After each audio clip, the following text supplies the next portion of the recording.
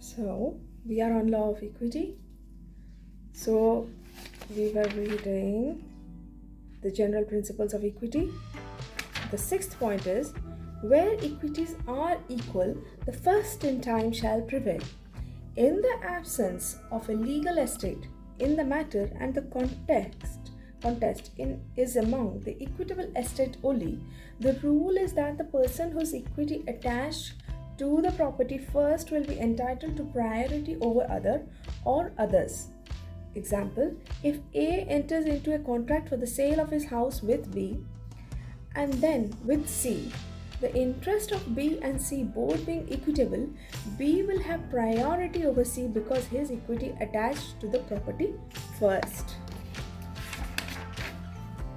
This rule, where equities are equal, the first in time shall prevail, is applicable in cases only when equities are equal. Therefore, if equities are unequal in the sense that equity on the side of the person otherwise entitled is priority is worse. That is, he is guilty of anything unconscionable or unfair. He would lose his priority. Application of the maxim in India. Section 48, 78 and 79 of the Transfer of Property Act provides the example of this maxim. Section 48 provides that where the person proposes to create by transfer at different times rights in or over the same immovable property and such rights cannot all exist together, each latter created right shall be subject to the rights previously created. But the rule applies only when equities are equal.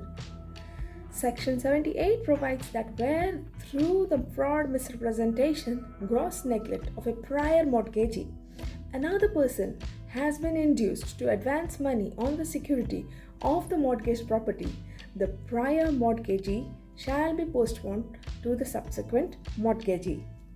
Legal estate prevails over the equitable estate. Where there is a question of selection between equity on one hand over text of law on the other, the court shall choose the latter. To say it differently, the person in possession of legal estate is entitled to priority over any person having merely an equitable estate in that property. Where there is equal equity, the law shall prevail. In another version of the maxim, accordingly, clear text will outweigh the equities written or legal estate prevails over the equitable estate. This doctrine is different from the one discussed earlier in 6. The sixth point was, where equities are equal, the first in time shall prevail.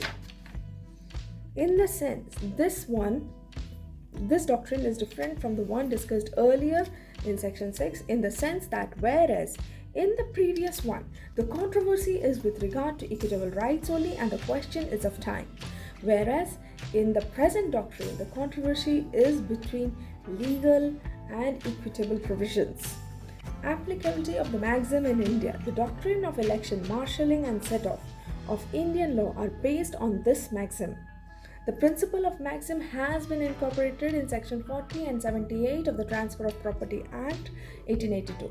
According to section 40, where a third person is entitled to the benefit of an obligation arising out of contract and annexed to the ownership of immovable property, but not amounting to an interest therein or an easement thereon, such right or obligation may be enforced against a transferee with notice thereof, gratuitous transferee of the property affected thereby, but not against a transferee for consideration and without notice of the right or obligation, nor against such property in his hand.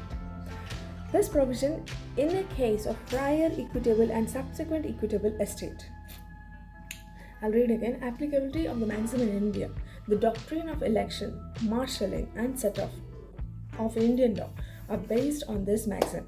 The principle of the maxim has been incorporated in section 40 and 78 of the Transfer of Property Act 1882.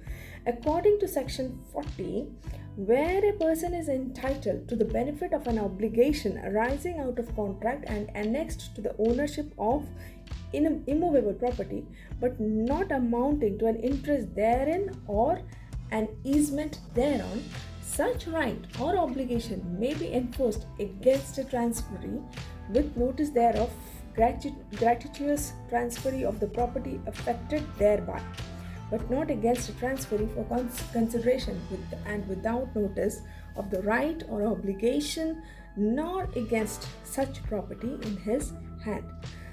This provision in a case of prior equitable and subsequent equitable estate. Further, Section 78 provides that though through the fraud, misrepresentation, or gross neglect of prior mortgagee, another person has been induced to advance money on the security of the mortgaged property to the prior mortgagee, is to be postponed to the subsequent mortgagee.